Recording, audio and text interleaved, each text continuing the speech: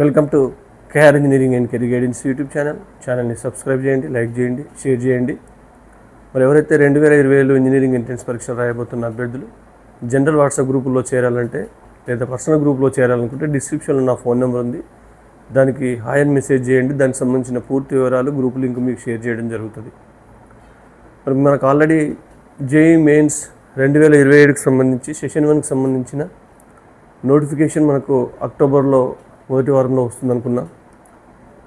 మరి రాబోయే 4 months చాలా కీలకమైన సమయం.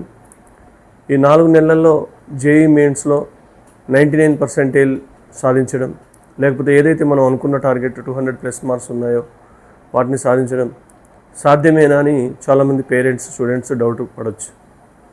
కానీ తప్పకుండా మీరు ఆల్రెడీ ఫస్ట్ ఇయర్ నుంచే ప్రిపరేషన్లో ఉన్నారు.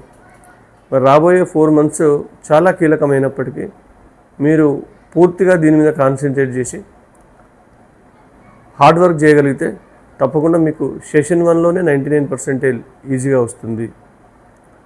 మరి ఒక్కసారి మీరు బేరీజ్ వేసుకున్నట్లయితే 300 మార్కులకు 200 అట్లీస్ట్ 180+ మార్క్స్ వచ్చినా మీరు ఏదో ఒక ఎన్ఐటీలో జాయిన్ అయిపోతారు. దాదాపు టాప్ ఎన్ఐటీస్లో కూడా ఏదో బ్రాంచ్ వచ్చే అవకాశం కూడా ఉంటుంది. అంటే మనకు జేఈ మెయిన్స్లో 75 క్వశ్చన్స్, మ్యాథ్స్ 25, కెమిస్ట్రీ 25, ఫిజిక్స్ 25. వీటిలో మనం లాస్ట్ 4-5 years గమనిస్తున్న విషయం ఏంటంటే విద్యార్థులందరూ ఫిజిక్స్, కెమిస్ట్రీలో కనీసం 15 నుంచి 20 క్వశ్చన్స్ చేయగలుగుతున్నారు.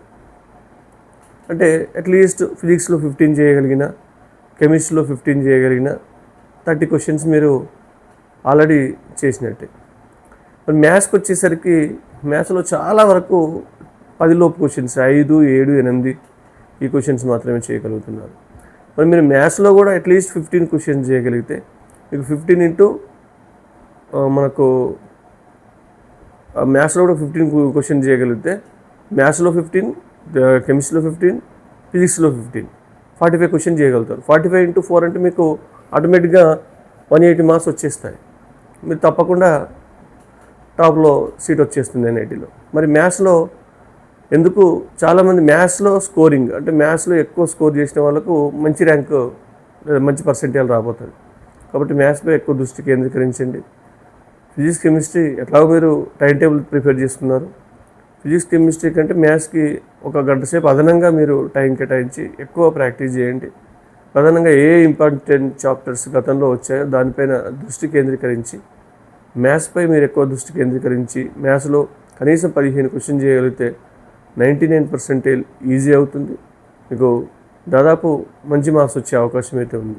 కాబట్టి జేఈ ఆస్పిరెంట్స్ ఫిజిక్స్, కెమిస్ట్రీతో పాటు మ్యాథ్స్పై కొంత ఎక్కువ దృష్టి కేంద్రీకరించాలని చెప్పేసి దీని యొక్క ప్రధానమైన ఉద్దేశం. ఎక్కువగా డెప్త్ అడుగుతాడు, దానికి మనం ప్రాక్టీస్ మనం ప్రాక్టీస్ చేస్తే ఎంత డెప్త్ అడిగినా దాన్ని సాల్వ్ చేయొచ్చు. టైం మేనేజ్మెంట్ కూడా చాలా ఇంపార్టెంట్. కాకపోతే అవి ఎక్కువ మనకు ఈ టైం మేనేజ్మెంట్ కూడా తెలవాలంటే ప్రాక్టీస్ ఎక్కువ చేస్తేనే తెలుస్తుంది. కాబట్టి చాప్టర్ వారీగా ఎట్లా అడుగుతున్నాడు క్వశ్చన్స్ అనేది మీరు పీవైక్యూస్ తెలిస్తే తెలుస్తుంది.